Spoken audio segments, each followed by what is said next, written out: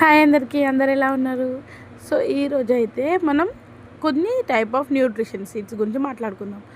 So చాలామంది ఏంటంటే ప్రయోగం చేయాలనో లేదో ఏదో చేయాలనో ఈ మన pumpkin seeds, Basil seeds and chia seeds తింటూ ఉంటారు.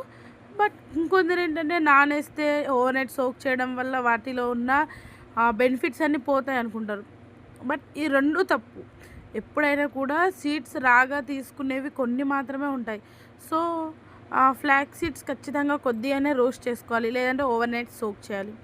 అండ్ పంకిన్ సీడ్స్ ఇంకా sunflower seeds over night soak చేయడం వల్లనే ఇంకా మంచి బెనిఫిట్స్ ఉంటాయి.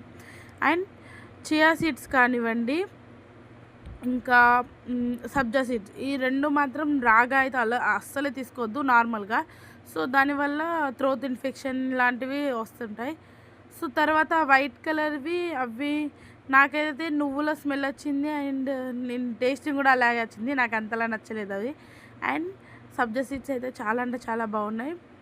సో న్యూట్రిషన్ ఫుడ్ తీసుకోవడం మంచి హ్యాబిట్, అండ్ దాన్ని ఎలా తీసుకుంటున్నాం అనేది కూడా ఒక మంచి హ్యాబిట్. సో కాబట్టి ఎప్పుడైనా కూడా న్యూట్రిషన్ ఫుడ్ తీసుకోవాలన్నప్పుడు వాటి ఎలా తీసుకోవాలి ఏంటి అనేది ఒకసారి చెకప్ చేసి చూడండి. అండ్ ఏది ఏ టైం ఏ క్వాంటిటీ తీసుకోవాలనేది కూడా చూడాలి ఖచ్చితంగా. ఫ్లాక్స్ సీడ్స్ 1 టేబుల్ స్పూన్ కన్నా ఎక్కువ తీసుకోవద్దు ఒక డేకి. So thank you all. మన ఛానల్ని ఫస్ట్ టైం చూస్తే లైక్ చేయండి, షేర్ చేయండి, కామెంట్ చేయండి. అండ్ ఈ ఇన్ఫర్మేషన్ వస్తే